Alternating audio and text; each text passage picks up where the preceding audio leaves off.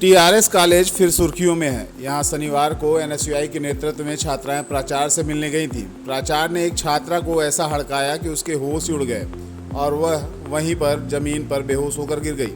आनन फानन में एम्बुलेंस बुलाकर इलाज के लिए छात्रा को अस्पताल भिजवाया गया है।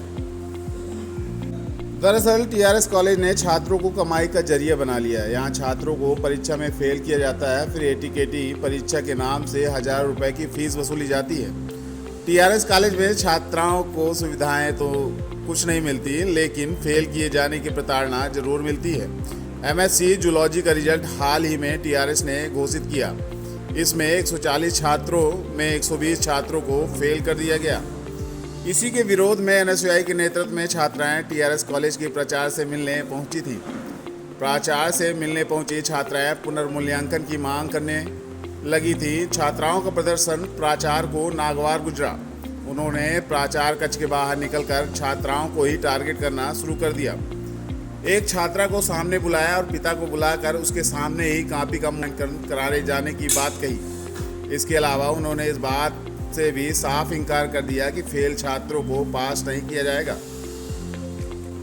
प्राचार्य ने जिस तरीके से छात्रा को हड़काया कि वह कुछ ही देर में सदमे में आ गई और जमीन पर गिर गई। छात्रा के बेहोश होते ही प्राचार्य के भी होश उड़ गए। तुरंत एम्बुलेंस बुलाकर छात्रा को संजय गांधी अस्पताल भिजवा दिया गया। वीडियो में आप भी देखिए किस तरह से प्राचार्य ने छात्रा को हड़काया, जिसके कारण वह बेहोश हो गई।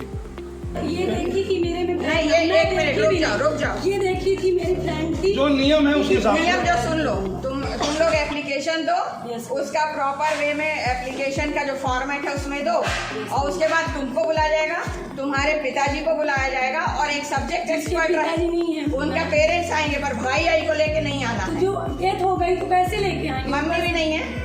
मम्मी है तो तबीयत खराब है, हाथ नहीं। ये देखो, ये हाल ये नहीं चलता। दिखा दे नहीं, जब वो नियम है, सर्टिफिकेट दे देना मैम। जब वो आएंगे तब लेकर आना, और तुम्हारी कॉपी खुलाई जाएगी, सब्जेक्ट एक्सपर्ट बैठा रहेगा वहाँ, तुम देख के बताना कहाँ तुम्हारे गलत जैसा है कॉपी। ठीक है, चलिए मैम ये चेक नहीं करवाएंगे, आपको दिखाया सामने दिखाया जाएगा, ये बताएंगे कहाँ तुम्हारा सही लिखा है और तुमको गलत नंबर मिलेगा। आपकी सबको अपनी अपनी दिखवाई जाए। जूलॉजी 4th सेम में 120 बच्चे फेल हो गए हैं। फर्स्ट सेम में 120 बच्चे फेल हो गए हैं, 20 बच्चे पास है जिनमें से, और एक ही सब्जेक्ट में सब फेल हुए हैं। एक सब्जेक्ट में सबको फेल किए गए, अदर सब्जेक्ट में नहीं है। तो बताइए एक सब्जेक्ट में कैसे हो सकते? कोई लड़की को 1 नंबर दिया गया, क्या वो 1 नंबर 10th 12th वो पास नहीं की? अनपढ़ थी कि उसको 1 नंबर दिया गया? आप बताइए। 1000 रुपये एटीकेटी का फॉर्म भर रहता है, उसके कारण ये सब किया गया। उसमें आता है पैसा। हाँ, बस इतना ही बोलना चाहूँगा। सभी छात्र एमएससी का भी कल रिजल्ट घोषित हुआ है। इसमें लगभग 140 छात्राओं में से 120 को प्रमोटेड एटीकेटी एक सब्जेक्ट पे ही किया गया है। बताइए, सबसे पहली बात, मैडम जो है कि लड़की भी बेहोश हो गई। यहाँ पे ज्ञापन देते समय जब लड़की बेहोश हो गई तो मैडम कह रही है कि ये नाटक कर रही है, उसके बाद उसी को पानी पिला रही हैं, उसी के बाद उसके पानी डाल रही हैं। तो ये कौन सी बात होती है? स्टूडेंट इनके लिए नाटक कर रहा है। अभी कल हम लोगों ने ज्ञापन दिया कि पंखे नहीं चल रहे हैं, तब इनको कोई दिक्कत नहीं हुई। उन्होंने मीडिया में झूठ बोला कि सब पंखे चल रहे हैं, जबकि आपको मैंने आंखों में दिखाया कि पंखे नहीं चल रहे हैं। दिखाया कि नहीं दिखाया? उसके बाद पानी भी आप अपने हाथों से देखे हैं कि पानी नहीं चल रहा।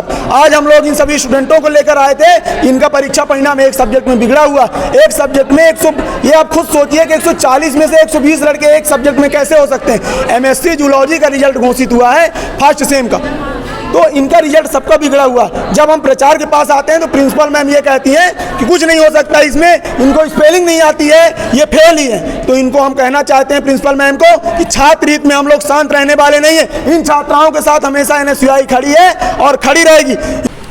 एनएसयूआई के नेतृत्व में ये बच्चे जो हैं अपना एक डेलीगेशन लेकर के आए थे कि उनको एक पेपर में फ़ेल कर दिया गया है, जबकि किसी भी छात्र के साथ किसी का ऐसा दुश्मनी नहीं होती कि किसी को ज़बरदस्ती फ़ेल किया जाए। दूसरी बात ये होती है, इन्होंने कहा कि किसने कॉपी जांची, तो कॉपी किसने जांची ये डिस्क्लोज़ नहीं किया जाता है, ये कॉन्फिडेंशियल मैटर होता है। फिर इन बच्चों से पूछा गया कि आप बताओ कि कौन से पेपर में आपको फेल हुए हो, सभी सप्लीमेंट्री आई है तो किस पेपर में आई है। तो इनमें से कुछ बच्चों से पेपर का नाम बताते तक नहीं बन रहा था, तो उन्होंने गलत नाम बताया जब, तो उनसे पूछा गया कि ये गलत बोल रहे हैं, तो उन्होंने कहा नहीं नहीं ठीक बोला इन लोगों ने, आप ही को नहीं सुनाई पड़ा। उसके बाद फिर कहा गया कि अच्छा जो भी सही बोला है तो उसकी स्पेलिंग ही बता दो, तो स्पेलिंग भी बताते नहीं बनी, मतलब कुछ उसके बारे में कुछ भी जानकारी इन्हें नहीं थी।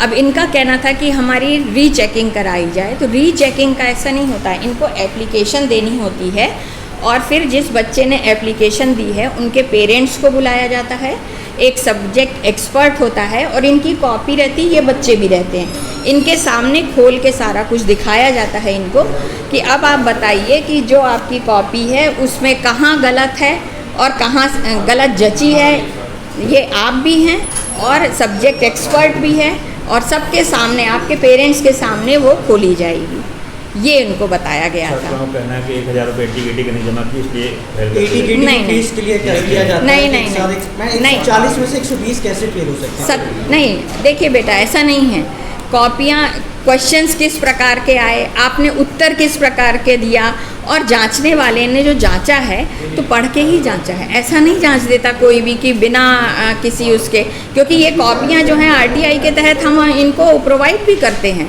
यदि आप लोगे तो आपको पूरी कॉपी भी हम देंगे कि आप देख लो अपनी कॉपी, तो ऐसा नहीं है, जांचने वाला भी सोच समझ कर जांचता है। तो इसके लिए कुछ तो अब आप मैंने बताया ना, नहीं वही मैंने बताया इन लोगों को कि आप अप्लाई करो, अप्लाई करने के बाद आपको बुलाया जाएगा, आपको लगता है कुछ गड़बड़ है तो उसमें जो जांच होगी, अन्यथा तो उसमें यदि आपने लिखा नहीं है तो कैसे आप पास होंगे, गलत लिखा है तो कैसे।